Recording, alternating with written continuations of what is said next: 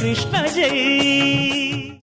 అర్జునుణ్ణి పిలిచి నీకు లోపల అస్త్రాలు శస్త్రాలు అమ్ముల పొదలు ధనస్సులు ఈ గదలు ఇలాంటివి ఏమున్నాయో అన్నీ పట్టుకుని దూరంగా వెళ్ళి నించో అన్నాడు. ఏ అన్నాడు, చూద్దుగాని వెళ్ళు. అన్నీ పట్టుకుని అర్జునుడు దూరంగా వెళ్ళి నించున్నాడు. ఇంక ఈ రథం అవసరమేం లేదు కదా అని అడిగాడు. ఏం లేదు. ఒక్కసారి దూకేశాడు దూరంగా, భగ్గున కాలిపోయింది రథం. అర్జునుడు తెల్లబోయి కృష్ణారథం కాలిపోయిందేమన్నాడు. ఇప్పుడు కాలిపోవడం ఏమిటి, ఎప్పుడో కాలిపోయింది.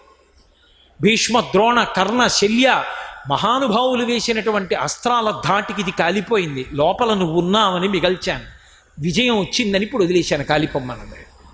కృష్ణుడు లేనిదే పాండవులేరి, పాండవుల ధర్మం కృష్ణుడు ఉండేట్టు చేసింది. అందుకే తనకున్ భృత్యుడు వీని కాచుట మహాధర్మంబు ఉమ్మంచు అర్జున సారథ్యము పూని పగ్గముల చేజోగంబునన్ తాటుచున్ మునికోలన్ వడబూని ఘోటకములన్ మోదించి తాడించుచున్. ఏం తేలిక ఉద్యోగం కాదు సారథంటే.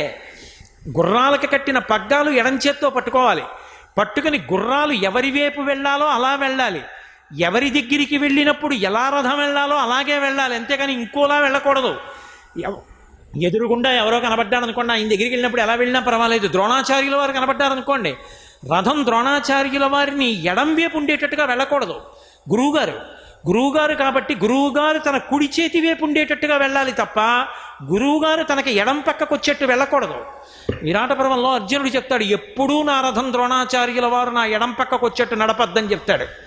గురువు ఎడం పక్కకు ఉండకూడదు, గురువుగారు ఎప్పుడు కుడి పక్కన ఉండాలి. పూజనీయుడు ప్రదక్షిణం కుడి పక్కన ఉంచుకోవాలి, గురువుని ఈశ్వరుణ్ణి పూజని సాంబారాలని అన్నిటినీ.